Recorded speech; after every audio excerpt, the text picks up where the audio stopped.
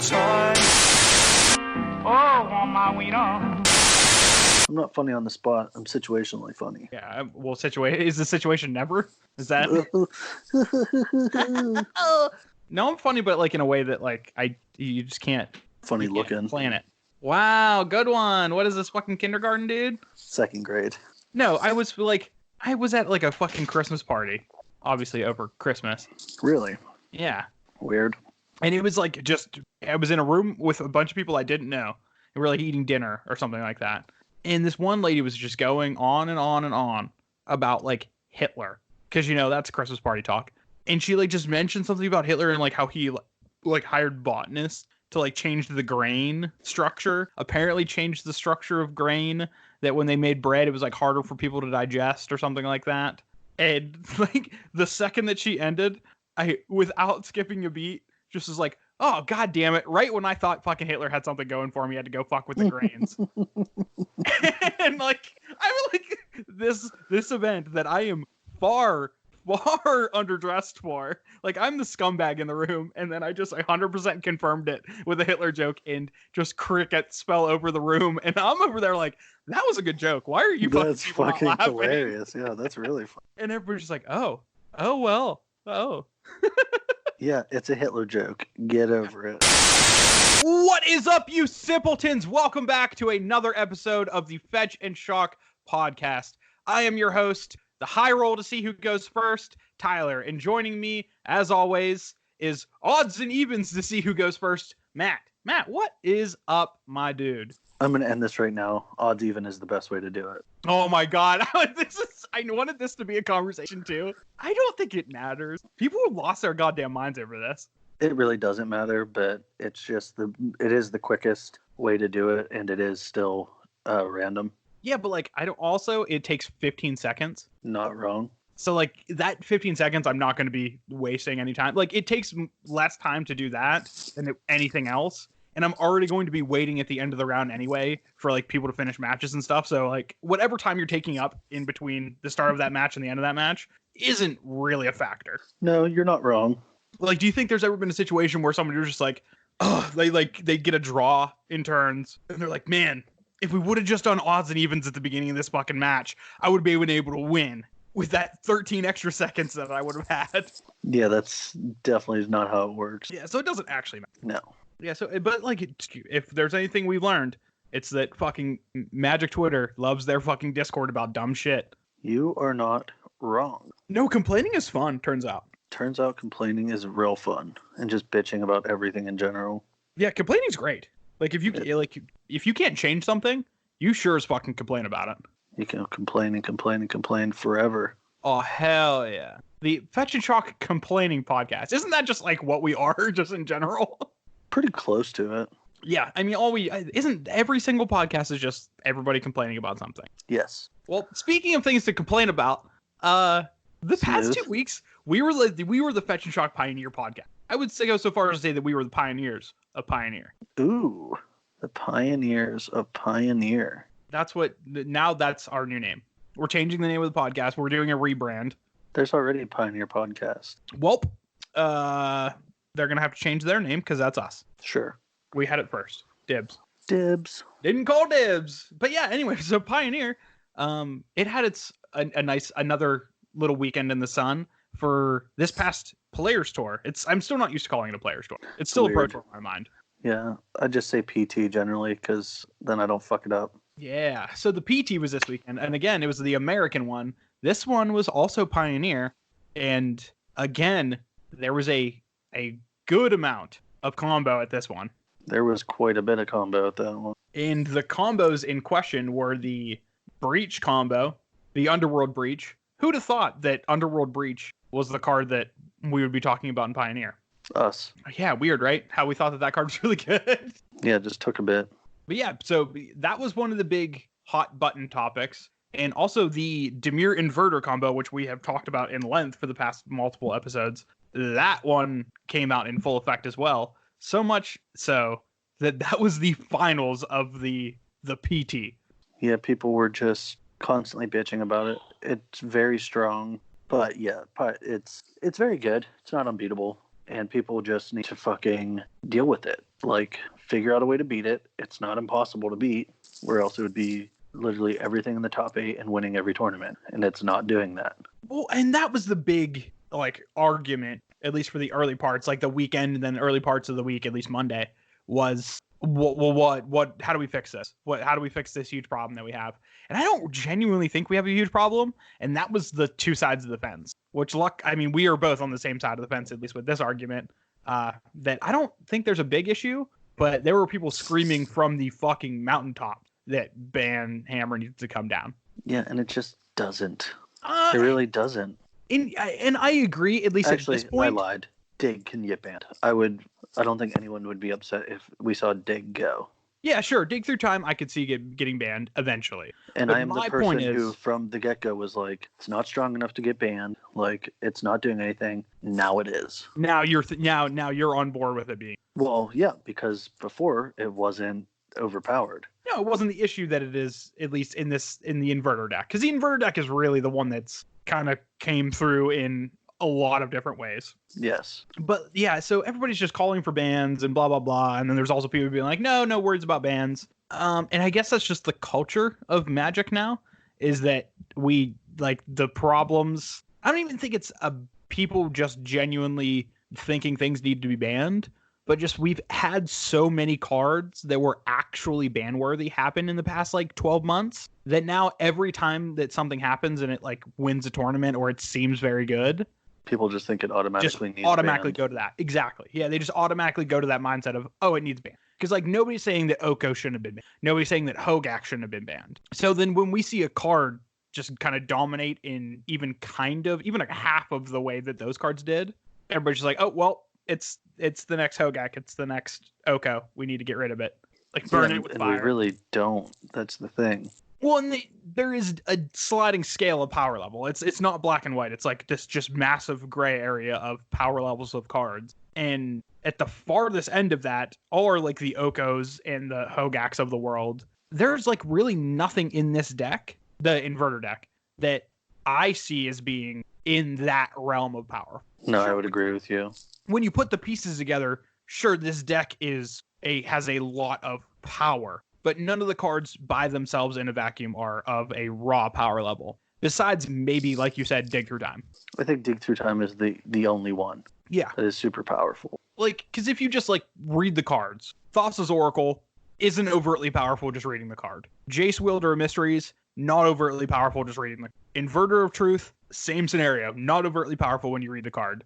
It just happens that when you put Inverter and any of those other two cards together, that is a game-winning strategy. Yeah, it's the perfect storm, if you will. Mm-hmm. But when you pull up the card Dig Through Time and you look at that card, you read it, you're like, oh, this card is in a vacuum very fucking good. Yeah, undoubtedly. Yeah, and I mean, I guess argument could say that Hogak in a vacuum, not incredible, but the amount of enablers, I guess, in the format made it so. No, Hogak was an issue. Yeah, but like I guess when you make the card free, like when you just say, oh, this is 0 mana cost, which in that deck, it was actual factual 0 mana, or netted you, at least like quote unquote mana, that was a problem. But with no contacts, Hogak isn't the best card you've ever seen. Definitely not the best card, but definitely when you have a free creature that just slots into decks where you want some stuff like that in your graveyard anyway. Yeah. It just fits what the deck wants to do and then does everything that the deck wanted to do better. Yes. It was the perfect card and then some. Yeah, 100%. I think, and so we're both on the page of, doesn't need to be banned quite yet. I do think Dig Through Time will at some point see a banning, but I think that's going to be like weeks, possibly months down the road. Yeah, I don't think they're going to do what they should do and ban that and let it shake out. But like we said, complaining out of this fucking world fun. The big thing that people were really salty about, and that was you and me included, because I know Monday you and me were firing text messages back and forth while you were at work. We just like didn't get any concrete notification that something was going to happen or something wasn't going to happen. And that is where the problem lies. Yeah, that was infuriating. Yeah, like Wizards, get your shit together. And I guess to be fair, at 4:00 in the afternoon, at least Eastern Standard Time, they did get their shit together and they did release. They sent out a tweet that said there were not going to be any banned and restricted announcements for that day, and that in the future they would give us an update, an announcement for the announcement, which is hilarious. Yeah, because that's what we needed. But I mean, that's what they were doing originally, and then they said, "Oh, we're not going to be announcing this. We're just going to be banning something when we feel the need to." And then a time came around, which we knew was inevitable, that something needed banned, or people perceived that something needed banned, and then we were left in the dark like hours after. It was 6 hours after they are typically releasing bans. And I know the Pioneer bans have kind of gone back and forth on when exactly they come out, but typically it's 11 o'clock Eastern Standard Time when we receive our bans announcement. Yeah, not 4 o'clock. Not 4 o'clock. So everybody's just kind of sitting there with their thumbs in their asses for hours, just being like, oh, well, is my deck obsolete? Or is like this format playable? And no one fucking knew, which was the worst part. Yeah, so now we're back on the, hey, we're going to give you an announcement that something's going to be happening. So prepare. Yeah, it's super weird. Like, hey, we're going to give you an announcement. We don't know when, but it's going to happen. And my thing is, like, just go back to, like, how hard is it that every single Monday at 11 o'clock, regardless of whether every format is healthy, everything's hunky-dory, or the fucking sky is literally falling, every Monday, 11 o'clock, send out the fucking announcement saying there are no bans, or here is what banned. Here is what is banned or restricted in whatever format. Just do that every Monday. And then you don't have to fuck around with this like announcement for an announcement, or have this big confusion where people are just like, I don't know what's going on, blah, blah, blah. And people are freaking the fuck out. You are a large enough company, Wizards, that you have the ability and you have the staff, you have the brain power and the manpower to be able to do that. Take the 5 minutes and just fucking do it. You would think. And like it's just like that seems like such a no-brainer for me, because then it just stops them from having any issues in the future with people like just screaming from, again, the mountaintops. It just covers their ass so efficiently and stops them from having to go back on the, well, maybe not an announcement every week, blah, blah, blah. Just make that a regular thing for every format. And then people are not going to be complaining that like, oh, we don't know when the band's coming because it's on the same fucking time every Monday. It's always going to happen. Yeah, and then it's just a set schedule. Yeah, how simple. It's not that hard. Yeah, very. And super convenient. And when everything is fucking hunky-dory, they send out that fucking message on Twitter, Facebook, whatever, saying that, oh, everything is kosher, nothing's banned, and then everybody just overlooks it, and it's fine, and it wasted some person making like a middling salary, again, 5 minutes of their fucking day to send that out. Or an intern be like, hey, post this to social media. Yeah, some fucking indentured servant that they have working as a fucking intern. You're not paying them. They're just like doing their job. Actually, there's not very many free internships anymore.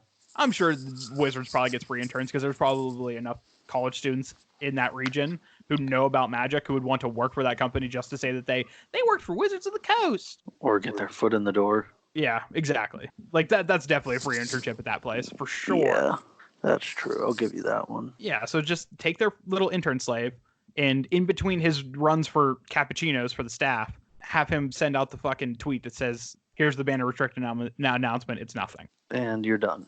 Yeah, and it's going to get like 3 likes on Twitter, and people are just going to move on with their day. Boom, done, easy. Wizards, hire me. I'm currently jobless. Hire me. I will fix your entire organization, top to bottom. Everything will be perfect. That's a bold claim. I mean, at very least, we'll get banned and restricted announcements every Monday, and then everybody out there will be happy. I can ensure happiness. No, because no matter what, someone will bitch about it. Oh, yeah, people love complaining. You're right. Yeah.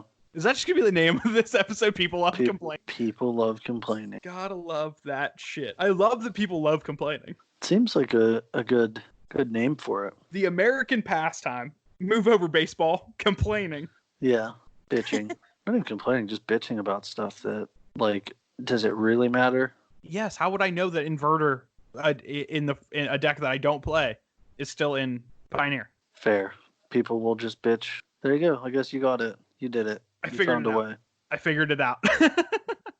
I haven't even actually dug into Pioneer yet, even though that's what we said that we were going to do. I have not played a actual factual game of Pioneer yet. Not a single one, huh? No. I've been just too hooked on Theros Limited, dude. I love Theros Limited. Drafting Theros is one of my favorite things I've done in Magic in a very long time. I really drafted only twice. Oh, I've fired off like at least a draft or two a night on Magic Arena. Yeah, I guess that's a thing. I should probably get into that. It's just so easy, dude.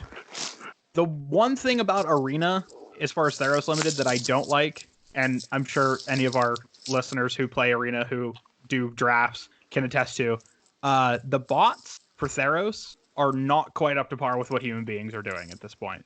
That literally happens in every set. But usually they get it figured out at some point, and early on, like especially for War of the Spark, Grixis was like the only thing that anybody ever wanted to do because the bots prioritized very good cards very low for some reason. But by the end, things started to get figured out, and that format was as close to an analog for real life as it could be. But right now, like that 3/1 for 1 and a red, the Unearth creature, that card. I know what you're talking about. That card's must attack each like, turn. Last pick. Yeah, that's exactly that card's coming around like last pick in packs, which never should happen in a million. Yeah, definitely not. It's just a really good red 2-drop that's aggressive, which is where red 1. Yeah, there's like bullshit like or they want unplayable 4 power or more getting taken before. It's the Wild West. But like all in all, no complaints about the Arena draft so far. Like they're quick, they're easy. Every so often you'll bump into a deck that's just like, oh, well, I don't know how this person got this deck, but it's insane. Like 3 fucking Dream Trawlers. Oh my goodness. I have not got to play against that deck, but I will woe the day that I did. You just won't win. They'll just smash you. Well, I played against an opponent. I was earlier this week. I don't remember what day it was, but they just went like, turn 1 land, go. I'm like, okay, this is a normal draft. And then they went turn 2, like rare, turn 3, rare, turn 4, rare. And I'm like, turn 5, uncommon. I'm like, oh, I'm playing against a constructed deck. Somehow a standard constructed deck snuck into this limited league, and I'm getting my teeth kicked in. They had the, like, on curve, they had the white, red, 6/1 that, like, the True Name Nemesis kind of thing. Oh, yeah. That thing's good. They had that on turn 4, and they hit 4 with it, and I have literally nothing in my deck that could possibly deal with that at 4. No, you're just dead in 3 turns. Not even close. I'm just like, oh god, I am so dead. And then the next turn they're just like, I'm gonna enchant this and then also enchant this and kill you. I'm like, oh cool. This will happen. Yeah, Limited always needed a True Name Nemesis. I don't think it's quite True Name Nemesis. In Limited it is for sure. Yeah, there are definitely some times where you have like all 2 drops or something, and it's like 2, and it's like, well, fuck. Mm-hmm. That does happen. Well, if that doesn't happen, lose. Oh yeah, like in the scenario that I was like, oh, I hit 4, or my opponent hit 4, and I had nothing to deal with it, so I'm just like, oh well, this is a fun first 3 turns of this game that I had, but now it's over. Also, in red-white, there's a fair bit of removal. So even if they do hit like a 4 and you have a 4-drop, or a 3 and you have a 3-drop, they generally remove it. Oh goodness, yeah, they just clear the way. Just put like Heliod's Punishment on it, or like one of the fucking a million burn spells. Yeah, and then just, here, taste 6/1. Yep, feels good. Feels really good. Definitely loved that. Well, Matt, do you know what they actually are going to be drafting Theros Limited in? The PT. Or it's not the Pro Tour, dude. It's Worlds. Oh, yeah, Worlds. Why did I think PT? Back because we were just talking about it, I guess. Yeah, that's 100% why. Yeah, the World Championship of Magic is here. This used to be my favorite tournament ever to watch. Well, yes and no. Yes, because it's always fun to watch, but then no, because it doesn't mean jack diddly shit for metagames, like professional metagames. Oh, see, but that's like one of the reasons why I loved it so much, is because it's such a small tournament that like the best players in the world can just be like, oh, well, what do I think this person's going to be playing? What do I think the best deck is? How can I beat that and still beat like the second best deck? Yeah, well, they can also just like metagame against like the field themselves, because like even if the best deck is like the X deck, but there is like 50% of the meta is known control players, they can metagame against like the control players and not the best deck, and like sometimes it pays off, sometimes it doesn't. Like the head games that can be played in this tournament are out of this fucking. Yeah, like is Nassif going to play a control deck? Is he going to play something aggro? Is he going to play Yeah, it's Chimera just Wreck? like so cool. I fucking love War. But this year is less exciting for me because we don't get to see Paper Magic, and I just love like Paper Magic tournaments. Yeah, you and I both. It's less fun when you're just sitting watching people play on a computer, even though you're generally sitting on a computer or phone and watching. Yeah, I mean, I think the thing The is irony too. of that. No, there's definitely we are of a different class of Magic consumer. I think. Who's Not we? saying You and I? yes, like compared to what this new tournament structure is geared to. Like you and I are in the same class. Yeah, I'd prefer to see paper. Yes. And actually, like I love Vintage, obviously my favorite format. I'd rather watch it in person than I would even on screen. Oh, I agree with that for sure. But the structure of this tournament, I think that's just the structure of professional Magic moving forward, is going to be geared towards the people who have started playing Magic in the past like 2 years. Just, I mean, it's a change, and it's just something we're gonna have to get used to. But I think that's just where Magic's going, and I'm sure at some point I'm gonna get used to watching like coverage on Magic Arena, or I won't, and I'll just stop watching coverage. But there's gonna be enough people that are watching Arena to make up for it, I'm assuming. I can see it for standard. That's cool. And like, but limited though, like it's so cool to like actually watch people draft, and because when you're paper drafting, you're not allowed to look at your picks in between, like during the pack. Yeah, at least in the high level competitive Magic that the World Championship is in. Yeah. Like you get a review period in between packs, but during the draft, you cannot look at your picks. You're like, you have to remember where your curve's at, creatures. Hey, did I take the second one of these already, or did I, like, how do I maneuver there? Which, if you're at that level, you generally just you're just remember. like your brain is just like just on point with stuff like that because you almost have to be playing at that level. But I mean, speaking of drafts, the way that the Worlds is set up, I'm glad that they didn't change this because I initially, when they announced that it was going to be on Arena, I was worried that we're going to lose this aspect. But they are playing Theros Limited at this World Championship. Yes, and they actually did get to draft against each other and not bots. Yeah, so there are 16 players at World, so they did 2 pods of 8, and they already did their drafts. They did their drafts today. Worlds doesn't start until when y'all are Friday. listening to this. It'll be today that they will be starting. Yeah, which is Friday. Yes. So they did their drafts the Thursday night and are going to be playing on Friday, which is wild to me because I guess people need time to, or whatever, an indentured slave intern has to import all of the draft pools into Arena because Which is hilarious to they're me. playing the games on Arena. They drafted in paper and are playing the games on Arena. It's just really funny. Mm-hmm. Yeah, that's where it seems like Wizards is one step ahead of themselves as far as like, oh, here's our ideal environment for what we want competitive play to be. But our technology has not caught up to that. It's super funny. I love it. So they drafted already. The decks are going to be imported into Arena, and they're going to play their games on Arena. My only hope is that they recorded, please, for the love of God, they recorded at least some players drafting. Yeah, and let us watch. Oh my God, that's all I've ever wanted. I just want to watch some professional draft, especially because I'm actually enjoying this format. If it's a format I hate, I could give a shit less whether I watch them draft or not, because I don't actually give a shit.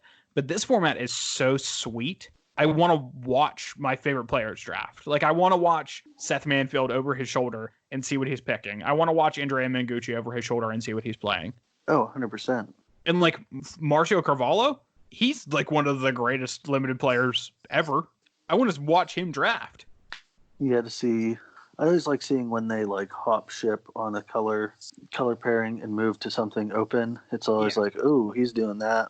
Well, the now. cool part about that is, too, that when you're drafting, you get to, or when you're watching somebody draft, you get to see the pack, you get to see what's in it, and then you yourself can make your own decision and then see where that person, their decisions delineate from yours. Yeah, that's also really cool. It's like, ooh, I wouldn't have done that yet, or ooh, I was just thinking that. Like, exactly. Like, that adds, like, a very human aspect of competitive Magic. I think far more so than watching games. Yeah, I would agree with you there. Because, like, I mean, when you're watching people play a game, there's so much context that it's hard to put yourself in that person's mind and being like, oh, why are they making this decision? If it's an obvious one, then yeah. Or if it's an obvious mistake, you can be like, yeah, that's obvious. But there are a lot of times, especially in these high level tournaments, where there's just like the top pros in the world facing against each other, where there is a lot going on, and I can't put together exactly what that person's thinking facing that particular opponent with all of the things that have happened in that game.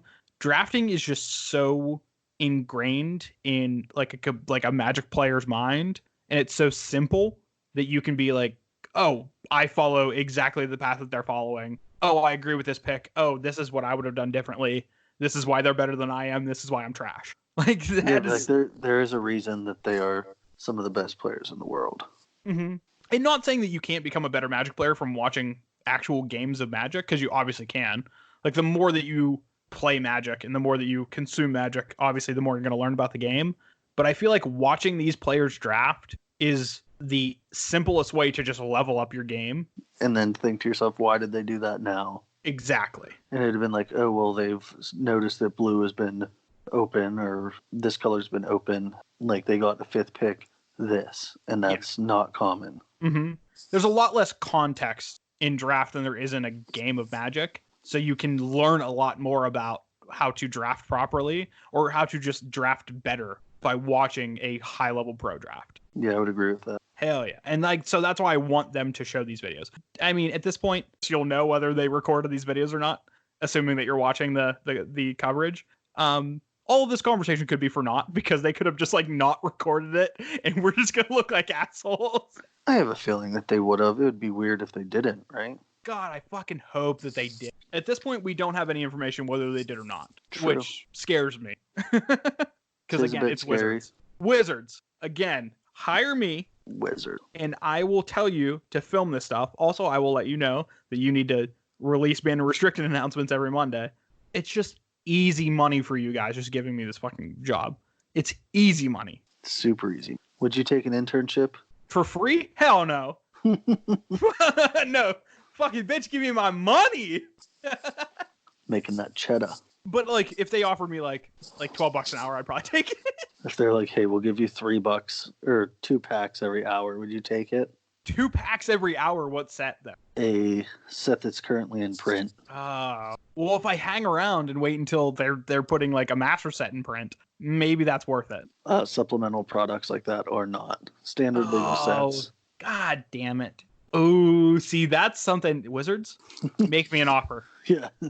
Let, open up that dialogue. Yeah, come on. Just shoot me an offer. I'll shoot you a counter offer. We'll meet somewhere in the middle. We can come to an agreement. We'll figure it out. I would say Wizards seems like smart people, but like they don't. So maybe I'm wrong. They'd be like, we'll give you a pack every 45 minutes. I'll give them a fucking fist in their fucking butthole every 3 seconds. You would actually make more packs that way, bud. No, you wouldn't. I'm an idiot. Math's hard sometimes. Not even close. Definitely was testy. Math is for blockers. Not negotiating internships. No, not negotiating. As a close to 30-year-old. Listen, it's hard to get smarter. You can't teach an old dog new tricks. That's not true. Well, I mean, you kind of just proved it. Fair. God damn it. Well, you know where you can probably use your blocker math in? Standard. That was a bit of a reach. That was a real big reach. There's no blocker in standard. I mean, that's not true. You could be playing mono red like 25% of the meta is. Now that, my friend, is a transition. That's a good one. That's my redemption arc. You got that one. So we actually have the information for the metagame breakdown. And like I just said, 25% of this meta is playing mono red aggro. So for those of you who don't know, the World Championship is broken up into standard and then draft of Theros. So they're going to do a round of Theros and then I believe 5 rounds of standard. And because it's 16 players, we have the metagame breakdown that the decks that they submitted. 25% of the meta, so 4 players, are playing Teamer Reclamation. 25% of the meta, 4 players, are playing Mono Red Aggro. 25% are playing Jeskai Fires. 19% are playing Azorius Control. And a lone 1 person, 6%, is playing Jund Sacrifice. I love how 1 person is 6%. Yeah, that's how small this fucking tournament is, dude. It's only the best of the best at Worlds. I love it. You're not wrong. That is actually a pretty good, like, diverse meta, considering the size of the tournament and how standard has kind of been recently. That's like 5 decks is pretty diverse. It actually is. For 16 people? Yeah. 16 of the best net deckers on the planet, too. Filthy net deckers. Filthy net deckers. That is a topic that we'll talk about in a little bit, but friggin' muggles. Yeah, these goddamn mudbloods. Yeah, so this is I like this breakdown. I mean, obviously I'm rooting for mono red aggro because attacking with creatures, but also 2 of the greatest players on the planet, Andrea Mangucci, Seth Manfield, are in that category. So I'm all in on that. I think Temur Reclamation is busted. Oh, that deck is absurd, especially with the addition of Euro.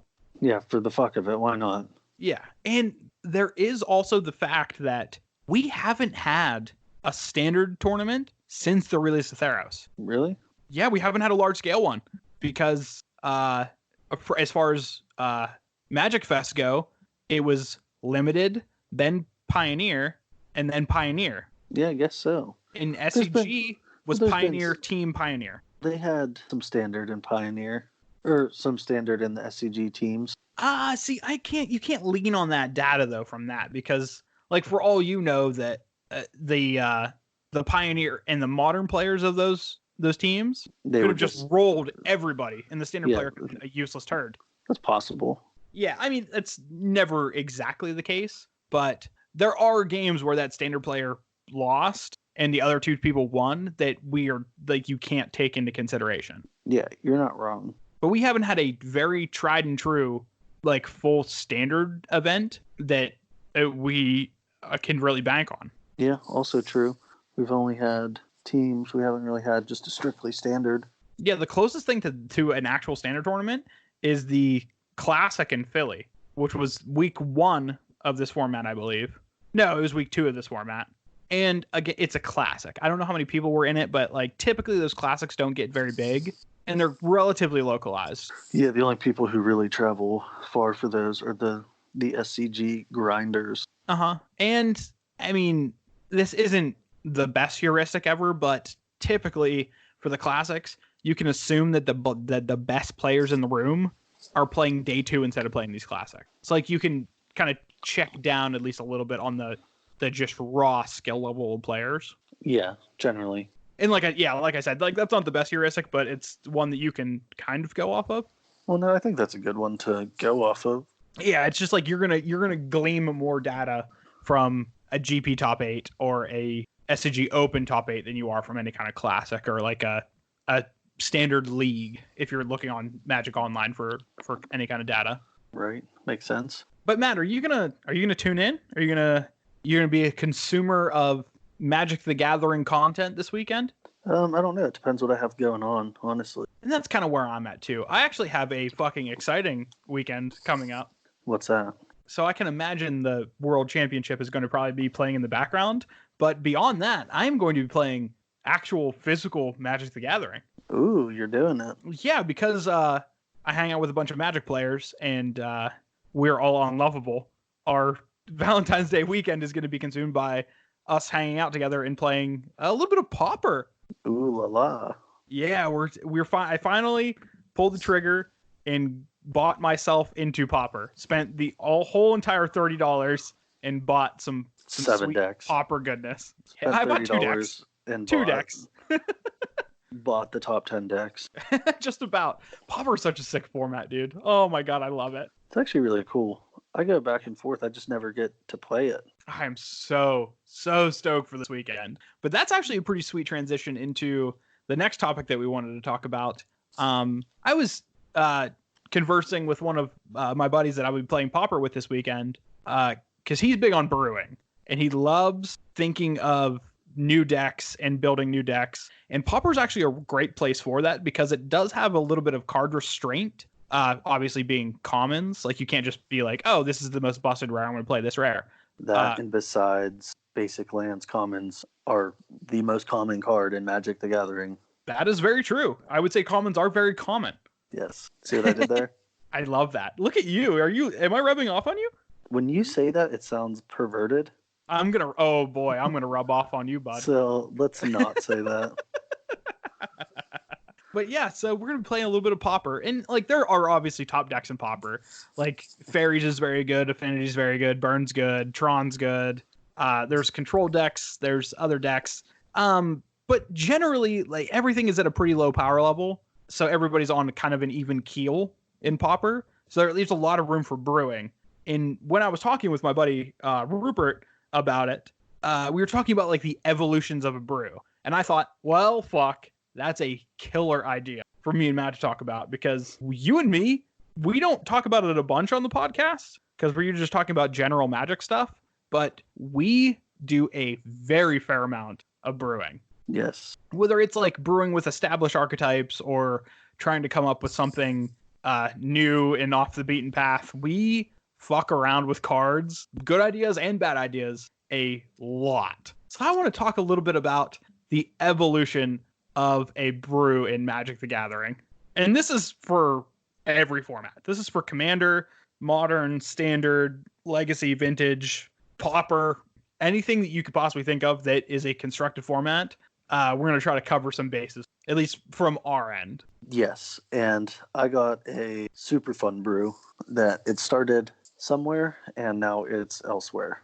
And like that's like usually the course of action that it. But I kind of want to start out with talking about like where do brews typically start? So like Matt, where do your brews usually start from? Generally something I see a card or a set of cards and I was like, ooh, I wonder if that'll work. Or I'm trying to do something super degenerate generally. And I'm like, how can I make that work? Generally it's a card and it's like, can I build around this and do something disgusting with? Now, can you think of like the last card that you thought of that came from that classification of cards? Bolas's Citadel. So vintage. No. No. Actually, yes for that one. Just because like I'm like, oh, this is literally just tinker into this and then play a bunch of free spells and either storm off and kill them or have such a ridiculous amount of card advantage that I just win. Okay, so that's like a lot less of a brew and more of just like, oh, this is super obvious. Like, this is just obvious. This is what we're going to be doing in Vintage for the next forever until some part of this combo. Yeah, I think before that, it was probably Narset. Oh, I remember us shooting text back and forth about Narset in Modern. Yes. So it originally started as Narset, and I was like, how can I make my opponent get rid of their hand and me draw all the cards? And yes. It was Narset, Electrodominance, Finale of Promise, I think it is, the red one. The red one, yep. And do things like Balance, Wheel of Fortune, stuff like that. And those are all the suspend cards that actually have a 0 mana cost. Yeah, like the Restore Balance, the Ancestral Visions, those cards. And Wheel of Fate was the big one. Yeah, and Wheel of Fate. The idea was to get Narset out ahead of curve and then Wheel of Fortune. Yeah, that seems like that would be okay. Yeah, that was my last one until today. Well, this past week or so when I was contemplating this, but I'll go through that a little bit later. Where do you generally start? Well, I put a lot of thought into this since I kind of came up with the idea or was given the idea, I guess. And there's, in my mind, there's two big ways that like brews like come from in my brain. And it's either, like you said, there's like one specific card that I'm like, whoa, by any means necessary, I'm going to make this fucking card work because this is insane. Or the other way is I usually find, and this is kind of the way that I am typically coming up with brews, I find a space with like some sort of strategy that I want to do.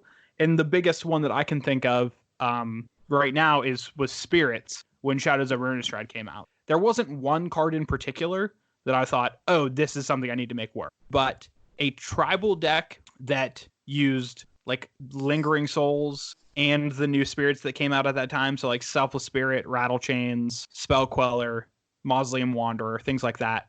There was this concept in a shell that was kind of just like given to us all at once with these spirits. and I thought, oh, there is a deck here somewhere. Now I need to navigate. Yeah, that's kind of the same way. I generally see something and I was like, ooh, I want to make this work. Yeah, it's like fucking A Beautiful Mind, where I'm just sitting there at like a window, just like fucking doodling, but it's not math equations. It's just me like drawing like dicks or something on the window, and then like one dick end up looking like a spirit. So I'm like, oh, it's spirits, obviously. That's what it is. The veiny triumphant bastard. Yeah, big old prick. But spirits was like my favorite brew that I had ever come up with. And so like once you think of that idea, where do you go from that point? I try to see what works. I generally bounce ideas off of people. Mm-hmm. And then I actually play it. And in the gameplay, I'm like, okay, well, this is not what I want. I would rather try this. And if I'm split between stuff, when I'm testing and playing the deck, I actually just put a blank card in the deck and I'll play X amount of games. And whenever it comes up on that blank card, I'll either make a note or keep a tally of like, in this situation, I like this card, like the best card in that situation. Now, are you talking about like solitaire in games, just like running through hands by yourself, or are you sitting down and actually playing with people? Actually playing with people. Yeah, and I think that's also a big thing. And playing against a variety of decks, not just, hey, I'm going to play Tron 40 times in a row. Yeah, like your buddy has, like if I would sit down and like try to brew a deck with Austin, I'd be playing against Dredge for like 15 games in a row. You're not going to get an accurate idea of how that deck performs in a grand scheme of things, because you're always just going to be worried about like, oh, how can I deal with our graveyard, or how can I deal with them putting this much power and toughness on the battlefield on turn 3. Yeah, exactly. Yeah, or like you said, your example of Tron, like, oh, once they get to Tron, like, how do I deal with this big fucking planeswalker that they just put on the battlefield? You need to be able to contextualize your new brew in the field that it's going to be playing in. So like even and this is something that we've done in the past, where like you either get a piece of paper and cut them up and put them in sleeves and like write like the deck list on them, or you print them out, or you do whatever, and just proxy up like a couple decks that are really popular in the meta right now, whether, like I said, whether that's standard or pioneer or modern or whatever. Get a good breadth of decks that you're going to be facing, and that'll give you a better idea of what your deck needs to become a better version of what it currently is. Yeah, exactly. And that's a big thing for me too. Like how you said, you reach out to people, like reach out to your friends, show them what you're working with, and then take in whatever their ideas are. And I think that's something that I originally was not very good at, because I think like Magic players have this like path that they follow when they start playing Magic, where it's like, oh, they know nothing, and then they start learning, and then at a point when they learn, they're just like, oh, now I know everything about this game, and then slowly they figure out that, oh no, you're stupid, and you move back down the chain of like, oh, I know nothing, and then you move back up, and then you fall somewhere in between know nothing and know everything, and then that's where most Magic players end up for the rest of their life. It's also good to talk to people who have experience in the particular format in which you're trying to brew. Yeah, for sure. Because, like, if you were to ask me about standard, I'd be like, I fucking don't know. Yeah, bro, I don't know. Or even, like, if I have an idea for a legacy deck, I'm coming to you for it. Or not a legacy deck, a vintage deck. I'm coming to you for it. And, like, vice versa. If you have an idea for a legacy deck, you're coming to me. But, like, if I have an idea for a legacy deck, you're not going to be the first person that I am reaching out to. Yeah, just because I don't know. I know a decent amount about Legacy, but I don't really play Legacy, so yeah, you don't know the not meta. In the best spot to say, hey, I think this is going to be good. I could say that just like in a vacuum, be like, yeah, that card's strong. Yeah, exactly. But like, there is that in a vacuum versus the context of the format, like we were talking about before with the inverter combo. Like some of those cards in a vacuum are not crazy good, but in the context of the deck, very fucking good. Deck and the format. And in the context of the format, yeah, they are even better because of where they're positioned. And for anybody out there, like I don't have very many like dedicated Legacy player friends, but I have people online on Twitter that I know the play interwebs. Legacy. And people on Twitter are fucking awesome. And especially I can speak for the Legacy community. The Legacy community online is incredibly healthy and very willing to like bounce ideas off of each other. And people are going to give you their honest opinions of what's going on, but they're not going to be dicks about it. Well, they might be, but those people are dicks and don't talk to them anyway. Yeah. And you can also get ideas for stuff through not even human interaction. You can just go on like Goldfish or Top 8 or something like that, where you just go and look at the meta, and then eventually you could probably find somebody who had a similar idea as you, or at least like maybe a similar strategy, and see what the top performing decks of that archetype are doing. Because right now I'm actually looking at a brew of a popper deck that I plan on playing this weekend, and the core idea of the deck just came from me just having the cards and knowing that they were all commons. But I wanted to see what this deck could look like. So I jumped on these websites and looked at what other people were playing. And like, there weren't any crazy high finishes for this deck to make it like top of the meta. But there were some other people playing the strategy. And I took some ideas from what they had, especially for like the sideboard, because I have no fucking idea what I'm doing. I took ideas from them and adapted them to my list, but then put my own spin on it because I want it to be a more aggressive, slanted version of that deck. Yeah, you can tweak other people's ideas too, like you just said. Yeah, so like you don't even need to know people who are well versed in your modern for your modern brew that you want or your popper brew that you want. You can just go and look at actual data, and the numbers never lie with stuff like that. Like these are very, very complete databases of these formats. Like if like MTG Goldfish says that Tron is the top deck in Pauper, you best believe across all of the Pauper events that are going on, whether it's Magic Online or Paper or whatever, Tron is going to be the most represented deck. Yeah, you're going to see a good amount of Tron. Yeah, so you have to plan for that, and you don't need to ask somebody for that. You can just you yourself can go get that data. Yeah, because a lot of people will test online before events. Oh, me included. I definitely test online for almost every event that we've played in together. I've done a good bulk of my testing on Magic Online. It's just easier. You don't need other people in the same room as you. Yeah, and it's just so quick and streamlined. It's very true. So, you can be in a league in a matter of minutes. Yeah, fuck yeah. So at this point, you have your deck pretty much figured out. You're like tuning it. You're trying to figure out exactly what goes in what. And maybe you're finalizing your last couple slots in your main board and figuring out exactly what needs to be in that 15 card sideboard. What's going on at that point? When do you feel like a brew is ready for its first public appearance? When I'm happy with the 60 main. So that's when you are ready to let the training wheels off. Is when your 60 card main deck is 100% where you want it to be. I'm solid on it. Yeah. Okay. Because after that, the sideboard matters, but it doesn't matter for the main deck. Sure. The sideboard is for a specific meta or bigger tournament. Okay. I think that's probably fair. I am a little bit probably behind you as far as that's concerned.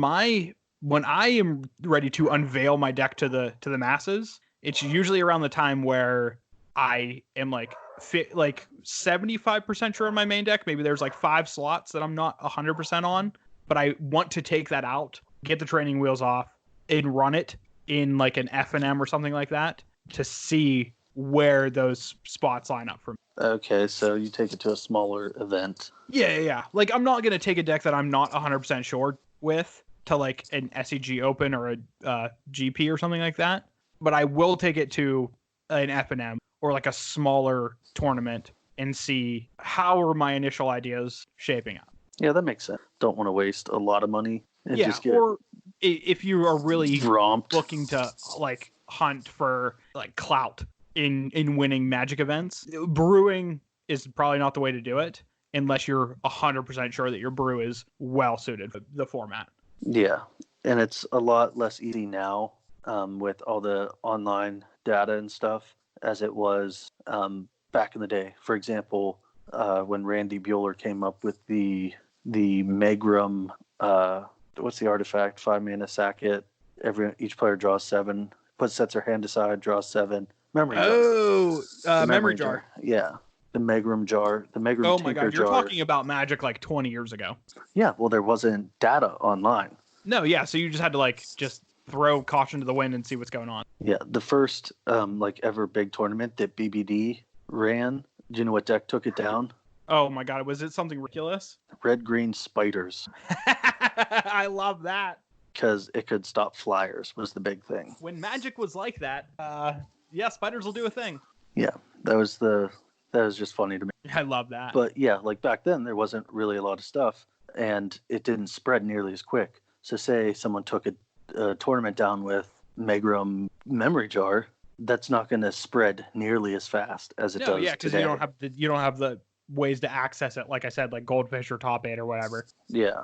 But then, like I said, I will take it out to like an F&M or something like that, and that's when like the refining process, like I'm figuring shit out. Like I'm turning that into a sharpened object. It was a blunt object before, and now it's ready for the kiln and the final firing. Sharpen that blade, son. Hell yeah, baby. And we actually talked about this before the podcast. This is a cute little conversation that leads back to our origin story. So for you out there that haven't gone back and listened to episode 1, I don't recommend it because I haven't listened to it in a very long time. I can only assume that's bad. drunken idiocy. Oh, we were sauced up that fucking episode for sure. That was the episode that we learned that we couldn't drink like 10 beers. Like the end of the world. Yeah. We couldn't drink like 10 beers and record a podcast. But I mean, it's still a good listen. So actually do go back and listen to it because then you can see how much we've grown or how little we've grown. Or how little, yes. But at the next point after that, after you played the deck a couple times, is kind of where I'm at, right? Or where I was at that point. Because at the tournament that you and I met at, I was playing a brew. I was playing Esper Spirits, and that was my fucking baby. I had worked like months on that deck. That makes me sad. And at that point, because it was still really bad. Oh, it wasn't a great deck. And if you want to, God damn it. Well, if you want to go check out this deck, you can actually just search Esper Spirits online, and it's like from 2016, September 11th, 2016. The deck list is actually on MTG Goldfish, so you can see exactly how bad this deck was. But this was a brew I had been working on for a long time because Spirits had come out in Shadows over Innistrad, and I was like, oh, I need to make this a thing. Spirits are fucking sweet. And then set out on a mission to do that, tested it online, ran it through some F&Ms, was happy with it, took it to this SEG IQ, and ended up making top 8, and Matt also made that top 8, but he was playing a net deck, so he doesn't count. But like this was the first real showing of this Spirits deck to a higher level tournament. Higher level being like 65 people. Yeah, but I mean that is larger than like just like your LGS's F&M, right? Generally, yes. Like people were traveling for this event. Like there are people from not this game store at this. I mean, you traveled 2 hours to. No, I was living in Pittsburgh, so. Oh, well, 45, you were with 45 Kevin, minutes. And Kevin traveled to us. Yeah, so, Kev traveled. Yeah, so there were people traveling. And that's where, like, I was, like, confident in this deck, that this deck was the real fucking deal. And you take it to this fucking tournament, and, I mean, sometimes you succeed, sometimes you don't. Because there's plenty of times where I've taken brews and have just gotten romped. But this one just happened to work out, and I ended up making top 8 at this event. But this deck, like, looking back on it now, this deck was so bad. It's real bad. I mean, the shell is there, though, right? And this was before, like, Spirits had the clout that they have now. Like, Spirits were not the commodity that they were, or that they are now. Back then, it was 2016. Spirits had just come out. Like, this was months after Spellqueller was released into the wild. My lovely, lovely Spellqueller. So, yeah, like, it wasn't out for very long at this point. This was uncharted territory. And that also is a big plus for brews. Like, people just don't know what you're doing. Yeah, when new sets are coming out. Mm-hmm. Like, I remember specifically in this event, I played against Jund, like traditional Jund with like Liliana, ton of removal, Tarmogoyf, stuff like that. And like I was playing this deck and my opponent was just like, I don't know what I'm doing. And like they were firing off like lightning bolts on my creatures, and I was like, oh, in response, activate Aether Vial, put in Drobskull Captain, my creature's hexproof. Your thing doesn't do anything. Yeah, nice spell, idiot. Yeah, or like I would like flash in a Rattle Chains and make my creature hexproof. Or I would have like a spell or a Selfless Spirit, and my opponent would try to wrath the board, and I'd be like, okay, sack Selfless Spirit. My creatures are indestructible.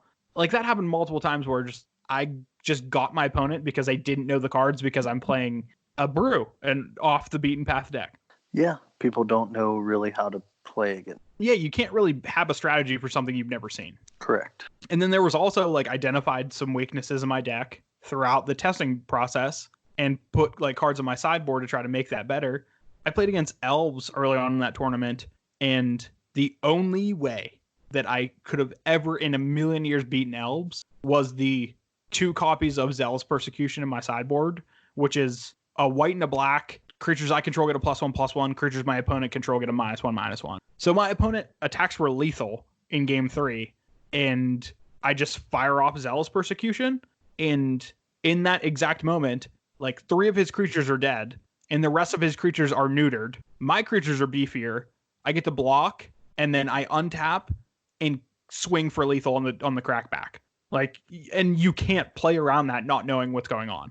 Yeah, how do you know that's coming? Yeah, in a million years, my opponent would have never guessed that Zealous Persecution was going to be put on the stack at that point and resolve, and it just end the game on the spot. Yeah. Nice, and this happened to you. 1.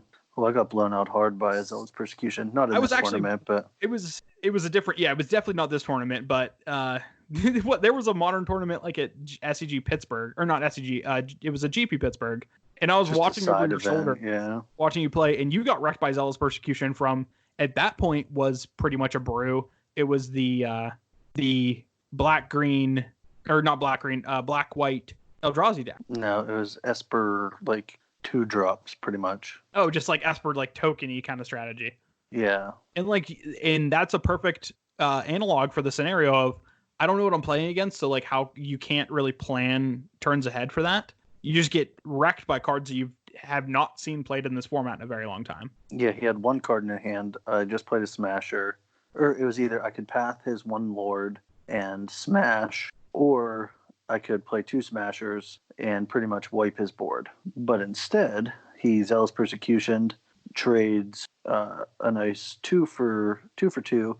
I have nothing on board and a path in my hand. Yeah, so you're just like, oh, well, you just happened to choose the wrong line against cards that you didn't see coming. Yeah, if I would have known or even had an inkling that was there, sure shit wouldn't have done that. Yeah, like if that deck that you were playing against was a deck that was at the top of the metagame at that point, and you could see the data from it and know that, oh, they do play Zealous Persecution in this deck, maybe I should play around that. There's a good chance that you don't make that attack and you don't get blown out. Correct, yeah, but exactly. Because you don't know, you get got.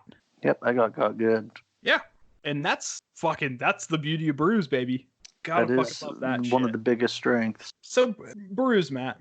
What's the most exciting brew, or the brew that you are most excited about right now? Well, there's only one currently, and it's in Pauper, ironically. I'm trying to make a Pestilence deck that is not just the white-black Pestilence deck. Okay. Current iteration is a mono-black Tron deck, playing Pestilence. But here's the kicker. There's other color cards in the Tron deck besides that. It's going to be Tron lands and swamps. Playing Pestilence and then like Fangreen Marauders to gain some life, and then just have like a 5/5 on the board. Is it good? Probably not. I mean, but that's half the fun. That's half the fun. Trying to figure it out. Figuring out. Gotta fucking figure it out, bud. So that's where I'm at. If anyone has any advice, ship it my way. I love that. You know who you could call for that? Ghostbusters? I don't know. No, Joel Larson! Oh, Jesus Christ. Oh, that's called a callback in comedy. That's what we call a callback. I don't call him. I text him, you idiot. You can text Joel Larson. Yeah, there you go. 1-800-833-Larson. I hate you. Because he's got one of those European numbers, so they're like extra long. I don't want to be your friend anymore. That's fair. But I'm currently looking, actually, in my hands, physically in my hands. I know, listeners, you can't actually see it, but I am looking at my current favorite brew, and it is also in the Pauper format, but it is definitely not mono black or mono black Tron. What is it? It is on the creature side of things. It is Tribal Slivers. See, you told me this before. Slivers is already a deck. But really, it's not. And the Slivers decks that do already exist are all Naya or 4-color. I have foregone the 4-color aspect or the Naya aspect and have just cut like the mana producing sliver out of it, which is Gemhide Sliver. And I am just going a straight hyper aggressive green-white get you dead slivers. Just turn them sideways. Yes. So like in the same vein as like the other aggressive decks of the format, which are obviously the decks that I slant towards is as far as play style. There are a whopping 3 slivers at common that are sliver lord, if you can believe that. I can believe that. It is Sinew Sliver, which is 1 and a white. All slivers get +1/+1. I bet you I can name the other 2. Oh yeah? Go for it. Muscle Sliver and Predatory Sliver. It is Muscle Sliver and it is Predatory Sliver, and both of them are 1 and a green and give slivers +1/+1. Wrong. One of them gives slivers you control, and then one of them blah blah blah blah blah. You're such a cunt. The Muscle Sliver gives all slivers +1/+1. That is true. So hopefully I do not play the mirror. But so I have these 3 lords, and then the rest of my deck is just 1-drops. Well, you got the actual 1-drop colorless sliver metallic. I'm actually not playing that. There's the Changeling. I am playing that instead. I'm playing Universal Automaton. That one. You should do a 2/2 split, bud. I mean, yeah, I probably should, but like I had Universal Automatons from drafting the set a bunch, and I didn't want to buy the slivers. That's fair. Yeah, and then there's also Sidewinder Sliver, which gives slivers flanking. Yep, and then Plated Sliver, I'm guessing. Plated Sliver, yes, which gives slivers +0/+1. Virulent Sliver? Virulent Sliver, which gives slivers poisonous. That stacks, by the way. It does stack. That is very true. That is something you got to look out for, boys. And then I am also playing some other 2-drops. I am playing a singleton copy of Sentinel Sliver. Vigilance. Which gives slivers vigilance. 1 and a white? Yes, it is 1 and a white. Yep. And then I am also playing Stranded Bearer. Oh, this is the Flag Bearer. Yes, it is not a sliver. It's the only non-sliver creature in the deck. Not true. The Automaton is also not a sliver. Oh, it's a sliver. It's a Flag Bearer, too. Yeah, but it's also a sliver. Correct, but it is also not a sliver. Yes, but it also is a sliver. Yes, but it's also not. So it's not correct saying that it's a non-sliver, because it is. Unless they come up with a creature type non-sliver. Boom, every creature type. Every creature is a not sliver. Coming in Zendikar 3. Yeah. A 1 and a white enchantment. All creatures aren't slivers. That's the way to do it. I love that. Yeah, but it is a 1 and a white for a 1/1 and says if an opponent plays a spell or ability that targets a flag bearer in play. That could target a flag bearer. Or that could target you. It has to target. Just so you guys know, I'm not looking at a deck list or anything. Installation. And then I'm also playing like Winding Winds to go find more. I'm playing 2 copies of Lead the Stampede to go find more slivers. And the only other non-land card in the deck is 3 copies of Journey to Nowhere, because removal is okay. You got to have some form of interaction besides kill them dead. Yeah, and that's the reason why those are there. But the whole entire core strategy of the deck is just like get them dead. Yeah, and generally the slivers are always going to be bigger than the other creatures in Pauper, just because you have so many lords. Yeah. At the 2-drop slot. Well, I have 12 of them, and that's exactly, just like insane. Like that's an insane number, especially for Pauper. Like there's not even that many lords in Modern Spirits or Pioneer Spirit. Yeah, what do they have? 2 lords? They have 2 lords. They have Dragskull Captain and then Supreme Phantom. I guess they also have the Empyrean Eagle. So the Modern Spirits list does have 3. But I don't, in Modern Spirits, because I have been keeping up with the deck, I would not play Empyrean Eagle unless the deck is in a really bad spot and just needs to get really aggressive. But at that point, thick boys. I think I'm just like not playing the deck instead of playing Eagle. Yeah, that makes sense. Yeah, because it's also a 3-drop, and like the 3-drop slot's already kind of clunky because you're playing 4 captains and 4 spellquillers, and you don't want to play a bunch of 3-drops in an aggro deck. Also true. Well, Matt, any more thoughts you have on brewskis? No, I think we got everything. I think that's a productive conversation. This might be the most helpful podcast we've ever recorded. Probably. I mean, as far as think of a different one. We do a shitload. So I think some knowledge comes from experience as far as that's concerned. But if you have any further brewing experience, why don't you just shoot us up a tweet over at fetch_shock on the Twitter. How about that for a sneaky little plug there? Little plug action. Little pluggy action. You son of a bitch. I am. So before we move into our game, there's actually, speaking of our Twitter, our last week's question of the week, I was very amused, and it had to do with our good friend Corey. Which Corey, again, thank you for coming. We'll see you again soon. Hopefully never. Also fuck you, nerd. But You goddamn D-gen. Our question of the week had to do with the card one of the cards that he got in Accumulated Knowledge. Matt, do you remember the name of that card? I do not. I can't think of it. Oh boy. Do you remember the mana cost of the card? 3 green, white, I think, or 3 white, green, one of the two. Was it that much? Yeah, it's a 5/5, dude. 5/5 vanilla. The card's actual name was Uncle Rico. Yes. It should be. Yeah, there was a card last week on Accumulated Knowledge that was a doozy of a card. So our question was, who is this card and what does he do? And we had some fucking very good responses. Matt himself, obviously, Uncle Rico from fucking Napoleon Dynamite. That one fucking made me actually laugh. That one made me out loud laugh. That's because it's Uncle Rico, dude. It's the mustache, man. It is the mustache, man. The pencil mustache. And just the overall ridiculous nature of him. He can throw a football over a mountain, bud. It's those mountains behind him, actually, in the art. Yeah. He can throw a football right over top those motherfuckers. Hell yeah, he could. Well, and also we got some other good responses. Friend of the podcast, Jeremy, he said that it's the dude that you buy Holopterus lemurs from. He does look like a sketchy weirdo. He does look like would be selling those in like some back alley somewhere. He's like, instead of selling you fake Rolexes, he sells you these little ghostly lemurs. Exotic animal. Yes. He's like your exotic pet. You're like cobra that they can only find in like the back, like the deep woods of the Amazon. He has them. He has like 13 of them you can buy them from. He got them on stock. Yeah. But he said Holopterus lemurs. I don't know if I'm pronouncing that right, but I'm sure it's like close. But when I looked up that card, because I genuinely had no idea what it was, found out it's a spirit. And I highly recommend everybody listening to go look up this card.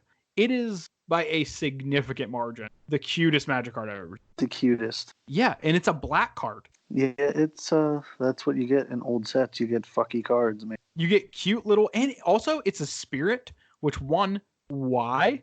Two, why? Like, what the fuck? It is now. It's a lemur. Summon lemur. No, but the errata text of it is a spirit. Yes, I see. It's going to be a lemur forever. So petition to Wizards to make this card Holopterus lemur an actual lemur instead of just a. This is legal in Pauper if you folks want to brew around it. Have you considered brewing with this card? Make Holopterus lemurs great again. I love it. And then also our good friend of the podcast, Beef, Dave Morris, he gave a very, very descript depiction of this wild looking motherfucker. And he actually gave even the power and toughness and the mana cost of this guy, which he was wrong on both accounts. But that doesn't change the fact that this is a fucking awesome. Yeah, he went deep on it. Yeah, he said it's obviously Sir Ming the Merciless, a 3/3 for 2 red and a black. And he says when he attacks, you may gain control of a creature an opponent controls that has power less than 2. That's not the good part of it. Oh, what's the good part? The what's his name? Flash Gordon reference. Flash Gordon reference. It's Sir Flash Gordon, bud. It is Sir Flash Gordon of Flash. Defender of the Universe. Oh! That is the best. So fuck yeah. Thank you everybody for except for Matt. Fuck you, Matt. I think I won that for sure. I don't know. Jeremy just showing me a new spirit that I didn't know about is maybe one of the greatest things, because I'm a slut for spirits, bud. That you are. I'll give you that. So fuck yeah. Thank you for everybody who answered our call for figuring out who the fuck this guy is, because we had no idea. Corey certainly didn't. I would never have gotten this. Yeah, and keep an eye out for the question of the week this week. You'll see it on Twitter at @fetch_shock. Another shameless plug there for you. All right, Matt. There's only one thing left to do, bud. Is it the game? Oh my God, you are so smart. I'm good. I'm real good. At this game or making the segue to it? Life. Oh, you think you're fucking slick, bud. I'm going to Sure. be the slick one this week because you're the one asking me the cards, and there's no way that I'm ever going to get any of these. I'm 100% going to get all of them. Well, let's figure it out. I'll bring it up as you start to explain the game. Hell yeah. So, if you are unfamiliar, every week we play a little game called Accumulated Knowledge. And in Accumulated Knowledge, what happens is one of us asks the other the name of a card randomly generated from the Scryfall website. The other person has to give the mana cost of the card. If they get it right, they get a point, and if not, they have to play mono white in whatever format they prefer. No. Yeah, nope. Yeah, that's exactly what happens. Wrong. Yeah, because so I'm gonna lose, and then oh my god, I have to play mono white. Oh no. Oh no. What a travesty. Shit. The worst. All right. Well, and Matt, how many hints do I get? 2. Okay, 2 hints. I'm into that. You've been demoted. You got 3 the last time you did it. That's not true. I only got 2. No, you got 3. Or only needed 2. How do you even know? This was like 100 fucking years ago. I don't. All right, are you ready for numero uno? Let it rip! Glare of Heresy. Oh my god. Glare of Heresy sounds 100% like a recent card. It sounds red. This has to be something that came out recently, right? I don't know. Do you want a hint? Oh no. Oh, this card sounds like I should know about it. Maybe not red, but black? Oh boy, I don't know. I think I'm gonna... Oh, because I feel like I know this card. Fuck. I'm gonna take a hint. What you want? Give me the text of it. Exile target white permanent. You said target white permanent? Exile target white permanent. This is my favorite type of card. I should know this card because it's like the antithesis. It was 1000% in a set that I played. I want to say it's like it has to be like an uncommon. I'm gonna need an answer here, bud. You're waffling. I am waffling because I'm trying to fucking think of it. Oh, I definitely played this card. Fuck! Oh no. It's like it's a black card. Is it like 1 in a black? Like for like a sorcery spell? I know that doesn't actually matter, but it's 1 in a black for a sorcery. 1 in a black. It's my final answer. You would be incorrect, Sunshine. Fuck! This is 1 in a white. What? And it's from Theros. Oh my god, I should have got this card! 100%. That's what I saw, and I was like, shit. Oh my god, why does this card exile a white permanent? What the fuck kind of blasphemy? The best kind of blasphemy. That is so fucked up. I just got betrayed by a white card that exiles a white card? Are you fucking kidding me? You did. Hardcore. Wow, that is not a good omen. Fuck. Taste it. Oh, god damn it. Taste it, nerd. Oh, that feels so goddamn bad. Yep. Fuck. And you wasted a hint. Oh, no. This is the worst start ever. Fuck. Yeah, that's pretty bad for you. I'm not. Wow, this is an all-time low for me in accumulated knowledge. I missed a white card from one of my favorite sets of all time, and it destroys a white permanent, and I lost a hint. Fuck! You probably just blocked this out of your mind. Honestly, yeah, this is just a classic coping mechanism of just me wanting to forget this card exists because, one, it's awful. What's the rarity of it? Uncommon. Oh, so I was at least right with that. I just wanted to block this card out of my mind because I wanted to forget it. That makes sense. Are you ready, numero dos? Not really. I'm still fucking lamenting on that last one, but yeah, give it to me. This is Heart Piercer Manicore. Heart Piercer Manicore. Oh, I think I know this one for sure. This is from oh, what the fuck is the set? Oh no. Maybe I don't know it. Oh, do I use another hint?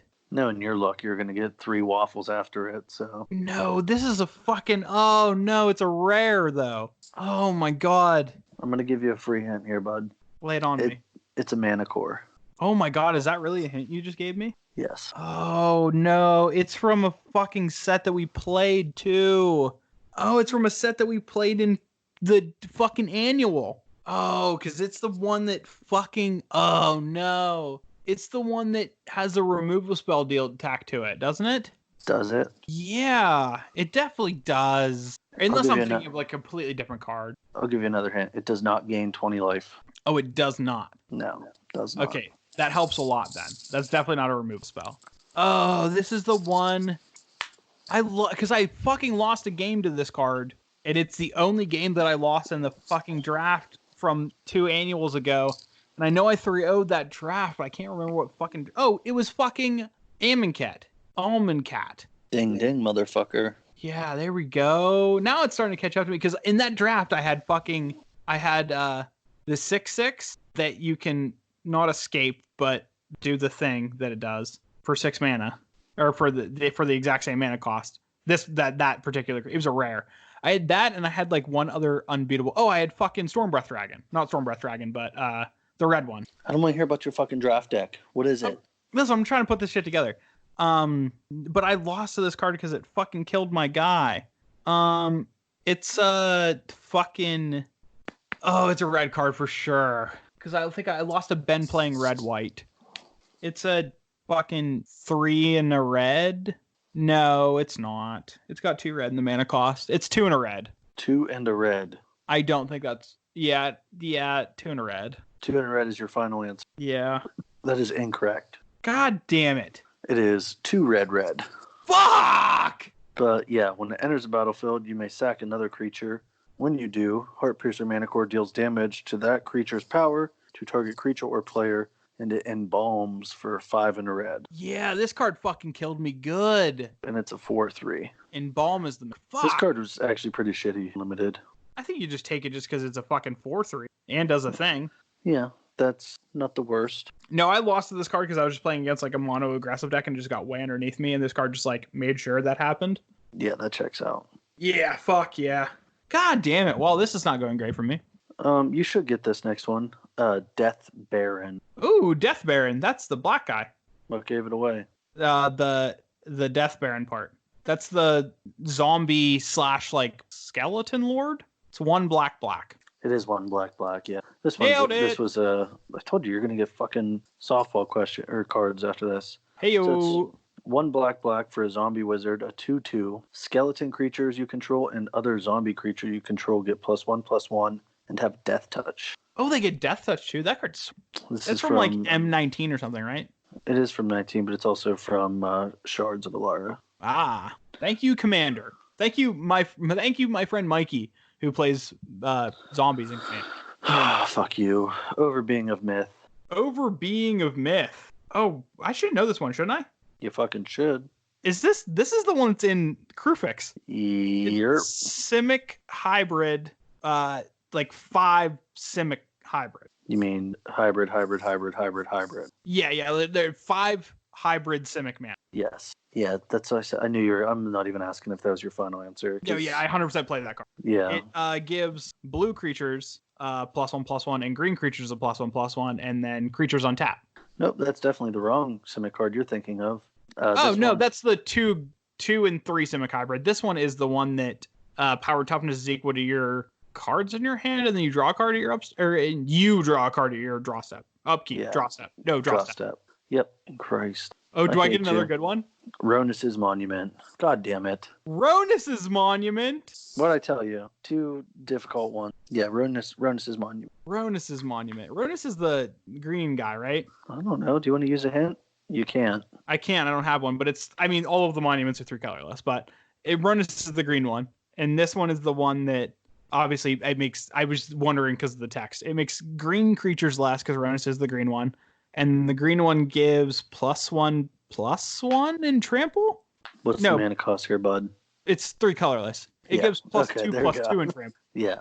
Well, fuck off. What is that? Did I get the text right though? Yeah. Well, whenever you cast a creature, target creature gets +2/+2. Ah, so trample. You cast a creature and then something else gets the thing. Yeah. You turn shit sideways. Weird. In green. Wow. So who's your shout out there, bub?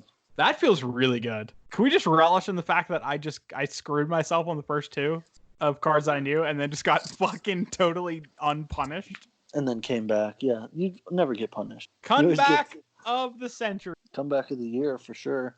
I mean, so far, yeah. Okay, so my shout out this year, or this week, is actually, I want it to be a competitor in the World Championships this weekend. And this is a motherfucker that we talked about before the podcast started. Joel Larson. It's Joel Larson! Oh my god, that'd been so funny if it was, but it's not. It's going to be Seth Manfield. Okay, I don't think we did him yet. So No, we definitely have not. And shout out to fucking Seth. First of all, he's a Baltimore boy, so gotta love that. And two, I'm kind of rooting for him. I love when he fucking wins events, just because like East Coast guy and like such a fucking nice human being, and he's playing mono red, so he's just turning creature sideways. So I cannot complain about that in the slightest. plus he's a very fucking good player. Oh my god, yeah, is he a fucking wildly good player? And the thing that put this in my head is before we actually started recording for the week, we were looking at his Twitter, and his most recent tweet, it might not be the most recent tweet by the time you're listening to this, but if you look back far enough, there's a tweet of him saying that he just finished his draft and he took a selfie, and it is by far the worst selfie I've ever taken. Like, Seth, one of the best Magic players ever. Not particularly skilled at taking selfies. It is the blurriest photograph I've ever seen in my entire life. Yeah, not a bad photo as in he's like an ugly dude, but he just sucks at taking pictures. Yeah, no, he's just bad at taking the photograph. He's not bad at being in them. He's bad at taking them. When they're himself. Yeah, fucking incredible. But yeah, he's fucking awesome, and I love his playstyle, and I love watching him play. And I'm cheering for him this weekend. If the finals is him and Manguchi, I don't know who I'll cheer for, but if either one of those two human beings are in the finals, you know where my money is at. So if you're looking to follow Mr. Manfield on the Twitter, you can follow him at Seth Manfield.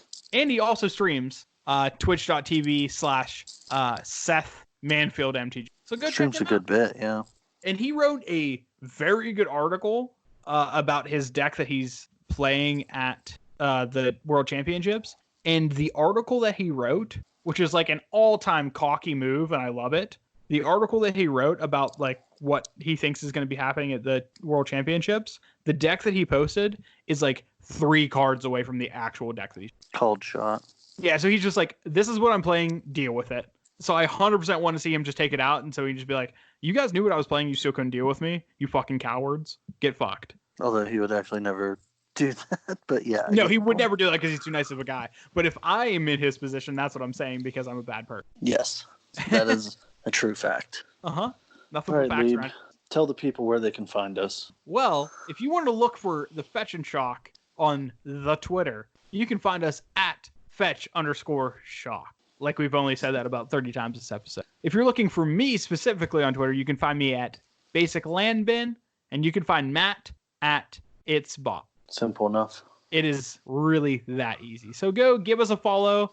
You'll be able to find our question of the week on our Twitter tomorrow, or right now when you're listening to this, because it'll be up, because I post it right after I publish the episode. So yeah, go check that out. Go answer our question of the week. We love hearing from you guys, and we love seeing what people think about the dumb questions that we post. So yeah, let us know. All right, dude. All right. I will hopefully never talk to you again, but probably tomorrow at some. I would presume tomorrow, and at very least next week. Yes. All right. Well, there's only one more thing to say, dude. Peace. Happy Valentine's Day, nerds! Show the people who you love. Bye.